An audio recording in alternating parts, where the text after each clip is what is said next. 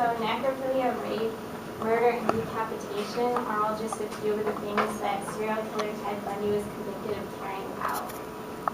So many of us have seen television shows, movies, and news stories about serial killers, but there's often a lot of misconceptions of what the term actually means. I personally have always been interested in serial killers, and I'm planning on going into abnormal psychology as a career. So today I will define the term serial killer and tell you what characteristics many of serial killers have in common. I will also speak about one of the most well-known serial killers in recent U.S. history, Ted Bundy. Let's begin by defining the term serial killer. The FBI and Congress have their own definitions of what constitutes a serial killer. Congress in 1998 defined it as a series of 3 or more killings, not less than one of which was committed within the United States, having common characteristics such as to suggest the reasonable possibility that the crimes were committed by the same actor or actors. The FBI decided they want a more simple and broad definition. So they define it as the unlawful killing of 2 or more victims by the same offenders in separate events. They leave out much information about the characteristics of serial killers so that it's not as complex of a definition, and because sometimes it's not accurate in 100% of the cases. However, the FBI does state that there are specific personalities and characteristics that most serial killers share. Almost all serial killers have childhoods riddled with varying forms of abuse and social isolation.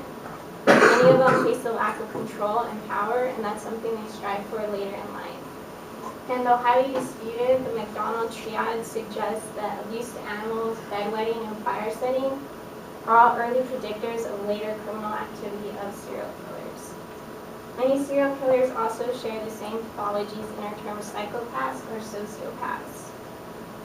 Both psychopaths and sociopaths lack complete empathy for others and display little or no guilt when confronted with their crimes. They also display egocentrism, manipulation abilities, anti-personality disorder, and a distinct lack of morality. Since we now know the definitions and characteristics of a serial killer, let's look at an example. Ted Bundy was a serial killer in the 1970s that captivated the nation. He had an unstable childhood and was greatly influenced by his grandfather, who is described as a hateful and tyrannical bully. Throughout his school years, Ted Bundy was very socially isolated and obsessed with violent pornography. This set the stage for his life as a serial killer. He began his murders when he was 28 years old. Ted Bundy raped and killed over 35 women over the span of 4 years. He attracted most of his victims using his good looks and charm. He would lure his victims by faking an injury and then would proceed to knock them unconscious using a crowbar. He then raped and killed them by strangulation, decapitation, or blunt force trauma. After raping his victims, he would continue to visit the burial sites to have sex with their decomposing remains and would even place makeup on them. He also kept many of the heads that he decapitated as mementos in his apartment. Bundy escaped from prison twice but was finally convicted and sentenced to death in 1978. While in prison, he was diagnosed as a sociopath and suffering from extreme antisocial personality disorder. He had no remorse for his crimes and got satisfaction from discussing them. He described himself as the most cold-hearted bitch you'll ever meet. In the end, he finally confessed to murdering 35 women, but many people believe that he murdered as many as 60 to 100 women. Ted Bundy was executed by electric chair on January 24, 1989 at the age of 42.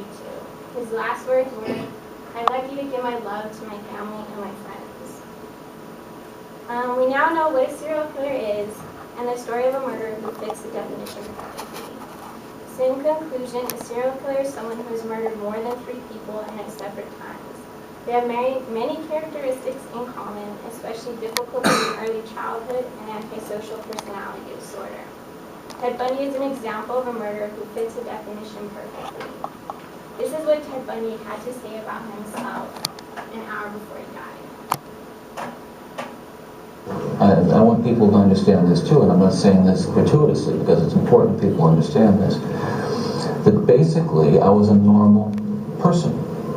I wasn't some guy hanging out at bars or a bum, or I wasn't a pervert. So clearly there are also different versions of normal.